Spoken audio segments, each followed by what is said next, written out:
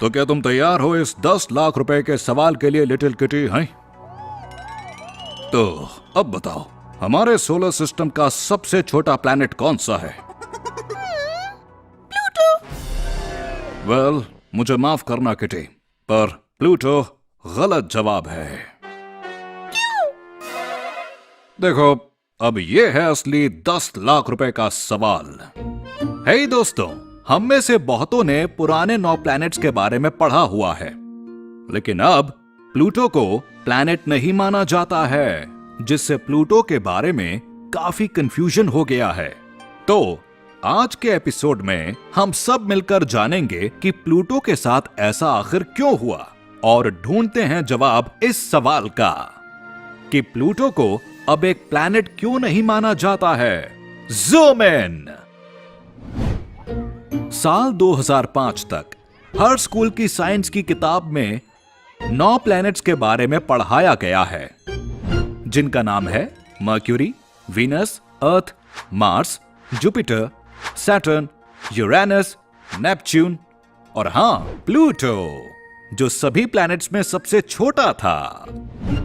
इस celestial body को 1930 में ढूंढा गया था एक अमेरिकन एस्ट्रोनॉमर क्लाइड टॉम्बो के द्वारा, और तब से पूरी दुनिया के स्टूडेंट्स के लिए सब कुछ ठीक ठाक चल रहा था।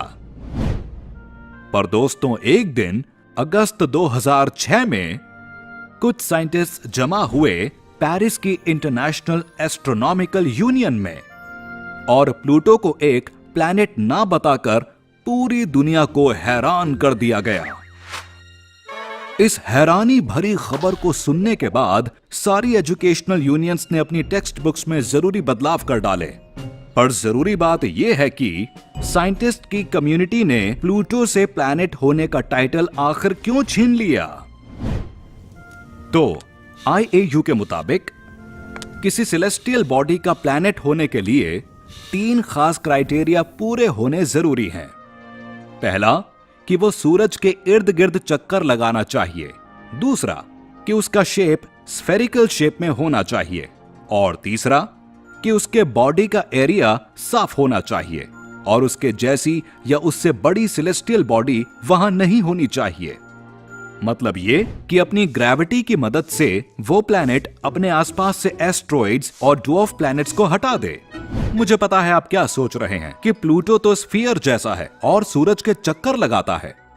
हाँ, प्लूटो ये 2 चीजें तो करता ही है, पर लेट 90s में स्पेस साइंटिस्ट ने पता लगाया कि ये तीसरा क्राइटेरिया पूरा नहीं करता, क्योंकि इसने अपने ऑर्बिट के आसपास की जगह को क्लियर नहीं किया है, और उसकी वजह से इसे प्लैनेट नहीं कहा जा सकता है, और प्लूटो का स्टेटस नीचे गिरा दिया गया, उसे एक ड्वार्फ प्लैनेट कहकर।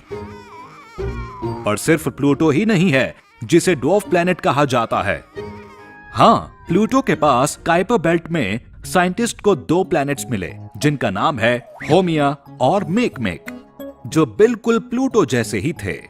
और इतना ही नहीं, साथ ही 2005 में एक्सप्लोरर्स ने एरिस की खोज की, जो कि थोड़ा सा प्लूटो से भी बड़ा था। ये सारी नई मिली हुई चीजें प्लूटो जैसी ही थीं, लेकिन दोस्तों सोलर सिस्टम के और प्लैनेट्स की तरह नहीं थीं। और तब IAU ने एक चेकलिस्ट को बनाया किसी को एक प्लैनेट करार देने के लिए, और उसके हिसाब से प्लूटो और बाकी प्लैनेट्स पहले 2 क्राइटेरिया तो पूरे करते हैं, जो कि हैं सूरज के चक्कर लगाना और स्फीयर जैसा होना, लेकिन तीसरा क्राइटेरिया पूरा नहीं करते, जिसमें कहा गया था कि ऑर्बिट के आसपास का एरिया क्लियर होना चाहिए। इस तरह प्लूटो टीम प्लैनेट से निकलकर पहुंच गया था टीम ड्वार्फ प्लैनेट में। Trivia time. क्या आपको पता है, वेनेशिया बर्नी ने सिर्फ 11 साल की उम्र में ही प्लूटो को उसका नाम दिया था 1930 में। साथ ही प्लूटो सोलर सिस्टम का वो अकेला प्लैनेट है जहां बर्फ के ज्वालामुखी हैं और उसकी बर्फ की सतह के अंदर समंदर मौजूद हैं। उम्मीद है आपने आज के एपिसोड में कुछ नया सीखा होगा। मिलते हैं अगली बार। मैं हूं डॉक्टर बाइनॉक्स, ज़ूमिंग आउट। इसकी क्या जरूरत थी?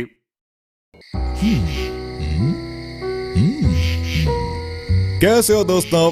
क्या आपको पता है मैं क्या पढ़ रहा हूं? मैं पढ़ रहा हूं चंद्र ग्रहण के बारे में।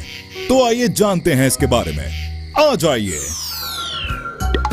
चंद्र ग्रहण तब लगता है जब धरती सूरज और चांद के बीच में आ जाती है और सूरज की रोशनी को चांद तक नहीं पहुंचने देती। तो चलिए अंतरिक्ष में चलकर देखते हैं कि आखिर चंद्र ग्रहण कैसे लगता है। ये देखिए, सूरज, धरती और चांद। जरा देखिए कैसे चांद धीरे धीरे पेनम्ब्रा से अम्ब्रा में जा रहा है। अरे रुको रुको, ये है पेनम्ब्रा, अम्ब्रा के आगे का हिस्सा।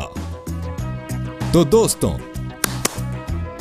जब चांद पेनम्ब्रा की तरफ जाता है तो एक पेनम्ब्रल चंद्र ग्रहण होता है जहां हमें चांद धुंधला सा नजर आता है और तब चांद का कुछ हिस्सा पेनम्ब्रा में होता है और थोड़ा बहुत हिस्सा अम्ब्रा में।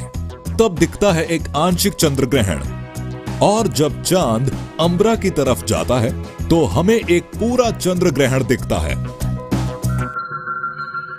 कई बार चांद हमें लाल भी नजर आता है। दोस्तों, इससे डरिए मत, मैं बताता हूं ऐसा क्यों होता है। जैसा कि हम जानते हैं कि सूरज की किरणें होती हैं लाल, नारंगी, नीली, पीली, हरी और बैंगनी रंग की। जब सूरज की रोशनी धरती के वायुमंडल में आती है तो ज्यादातर रंग बिखर जाते हैं और सिर्फ लाल रंग बच जाता है, जिसकी वजह से हमें दिखाई देता है लाल या खूनी चांद पूर्ण चंद्र ग्रहण के दौरान। Trivia time. ग्रीक में ग्रहण का मतलब होता है दुर्घटना। सूर्य ग्रहण हमेशा चंद्र ग्रहण से 2 हफ्ते पहले या फिर 2 हफ्ते बाद में होता है। तो दोस्तों, अब आपको चंद्र ग्रहण के बारे में काफी पता चल गया है। अब वक्त है मेरे जाने का। अगली बार फिर मिलेंगे कुछ और मजेदार बातों के साथ। मैं हूँ मीटियोराइट, मुझे न कराना राइड, वरना सब कुछ हो जाएगा साइड एंड वाइड। मैं गुजरूं धरती के वायुमंडल से तो डरना मत मुझसे, क्योंकि तब मैं नहीं होता मीटियोराइट। That's right. बहुत अच्छे मिस्टर मीटियोराइट। मैं जरा आपकी ये पोएम समझा दूं अपने दोस्तों को। अब हम बात करेंगे उल्का, उल्कापात और उल्का पिंडों की। तो आ जाइए। एक उल्का पिंड एक छोटा सा पहाड़ जैसा सौर मंडल का पिंड होता है जो एस्ट्रॉयड बेल्ट में मिलता है मार्स और जुपिटर के बीच। वो याइप्स, जिसे अक्सर सौर मंडल का कबाड़ खाना भी कहा जाता है। जब उल्का पिंड के आसपास के कण एक दूसरे के साथ रगड़ते हैं तो वो जलना शुरू कर देते हैं। जब ये जलता हुआ उल्का धरती के वायुमंडल से निकलता है तो उसे उल्कापात कहा जाता है। और जब उल्का वायुमंडल से बचता हुआ नीचे आ जाता है और धरती से टकराता है तो उसे उल्का पिंड कहा जाता है। एक उल्का, उल्कापात और उल्का पिंड। क्या आपने कभी टूटता हुआ तारा देखा है? वाह! दोस्तों, असल में ये उल्कापात ही होते हैं।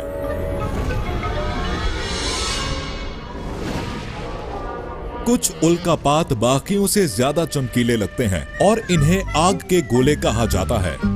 कुछ आग के गोले शुक्र ग्रह से भी ज्यादा चमकीले लगते हैं। बहुत ही कम ऐसे उल्का होते हैं जो एक खास रास्ते पर चलकर धरती के वायुमंडल में आते हैं और फिर वापस चले जाते हैं और उन्हें कहा जाता है ग्रेजिंग फायरबॉल्स। दोस्तों, करीब 2.5 करोड़ उल्कापात धरती के वायुमंडल में रोज आ जाते हैं, लेकिन ज्यादातर जल जाते हैं और इनमें से हर रोज 10 लाख किलो धूल निकलती है जो धरातल में जमा हो जाती है। तो किसे पता था कि हमारे आसपास जो धूल है वो अंतरिक्ष से आई है। दोस्तों, उल्कापिंड 3 तरह के होते हैं। पत्थर वाले, वो जिनमें लोहा पाया जाता है, और वो जिनमें चुंबक होता है। Trivia time. दोस्तों, छोटे तारों से ही उल्कापिंड बनते हैं। धरातल पर हर साल 500 उल्कापात आते हैं, जिनमें से वैज्ञानिकों के पास अध्ययन के लिए 5 से 6 ही पहुंच पाते हैं। मैं हूँ एक मीटियोराइट जो है बहुत ज्यादा ब्राइट, पर धरती पर आकर हो गया मैं डाई। मैं हूँ एक मीटियोराइट, मैं हूँ एक मीटियोराइट जो है बहुत ज्यादा ब्राइट। तो दोस्तों, अब मैं चलता हूँ, फिर मिलेंगे कुछ मजेदार बातों के साथ। मैं हूँ एक मीटियोराइट।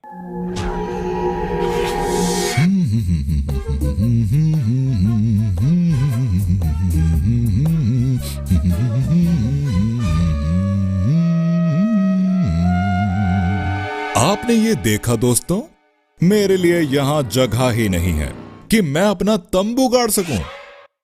दोस्तों, मुझे तो लगता है अब मुझे किसी और ग्रह पर ही जाना होगा। नहीं, काम नहीं कर रहा। अरे, ये क्या है दोस्तों? ये है केपलर 452b, धरती का बड़ा कजन। आइए देखते हैं, जानते हैं इसमें आखिर है क्या। चलिए मेरे साथ। नासा के वैज्ञानिकों ने केपलर नाम का स्पेस टेलीस्कोप ब्रह्मांड में भेजा था हमारी धरती जैसे और ग्रह ढूंढने के लिए।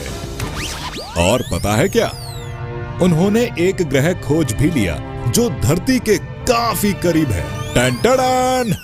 और इस ग्रह को नाम दिया गया केपलर 452b, जो केपलर 452 सिस्टम का ही हिस्सा है। और आपको पता है कि ये ग्रह इतना अहम क्यों है? क्योंकि यहां मेरे लिए इतनी जगह तो है कि मैं अपना तंबू गाड़ सकूं। ऐसा माना जाता है कि केपलर 452b धरती से 1 अरब 50 करोड़ साल ज्यादा पुराना है, और हां, 60% बड़ा है। और ऐसा माना जाता है कि यहां जीवन पनप सकता है ना ये कमाल की बात? क्या आप ये देख रहे हैं दोस्तों? ये है केपलर 452b का पैरेंट स्टार, बिल्कुल धरती के पैरेंट स्टार सूरज जैसा। अभी इस सितारे को कोई नाम नहीं दिया गया है, लेकिन ये हमारे सूरज जैसा ही है, उससे सिर्फ थोड़ा सा बड़ा है।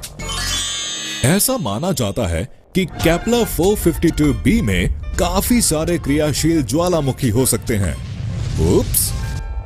दोस्तों, क्या आप जानते हैं कि इस ग्रह को पूरे 385 दिन लगते हैं अपने पेरेंट स्टार के आसपास एक चक्कर लगाने में?